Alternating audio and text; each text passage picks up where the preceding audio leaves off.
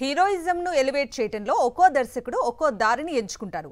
కానీ దర్శకులందరూ ఒకే దారిలో వెళ్తే దాన్ని ట్రెండ్ అంటారు. ప్రస్తుతం ఇండియన్ సినిమాలో అలాంటి ట్రెండ్ కనిపిస్తోంది. తెరపై విపరీతమైన హింసను చూపించడమే పనిగా పెట్టుకున్నారు దర్శకులు. అందుకు స్టార్ హీరోలు సపోర్ట్ చేస్తూ ఉండటంతో తెరపై శృతిమించిన రక్తపాతం జరుగుతోంది. థియేటర్కు వెళ్లి సినిమాలు చూస్తున్న ప్రేక్షకులను కలవరపరుస్తోంది.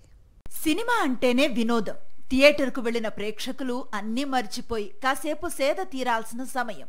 కానీ 4 కాసుల కోసం దర్శకులు ఆ విషయాన్ని పక్కన పెట్టి విపరీతమైన హింసను చూపిస్తూ ఆనందం పొందుతున్నారు. ప్రేక్షకులపై పడుతున్న ప్రభావం గురించి పట్టించుకోవటం మానేశారు.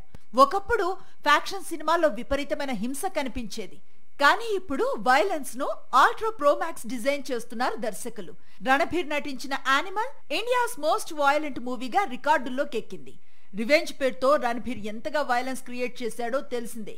ఎప్పుడైతే యానిమల్ రిలీజ్ అయిందో విక్రమ్ లో రోలెక్స్ కనిపించాడో, లేక కేజీఎఫ్ లో రాఖీభాయ్ క్యారెక్టర్ వైలెన్స్ ను తన ఇంటి పేరుగా చెప్పుకున్నాడు. ఇలాంటి సినిమాలు 100 కోట్లు కొలగొట్టాయో, పాన్ ఇండియా వైడ్ గా ఇలాంటి హై వోల్టేజ్ యాక్షన్ సినిమాలు ప్రేక్షకుల ముందుకు రావటం మొదలు పెట్టాయి. మాలీవుడ్ నుంచి మార్కో, ఇప్పుడు టాలీవుడ్ నాని నటించిన హిట్ 3 అన్ని కూడా ఒకే తాను ముక్కలు.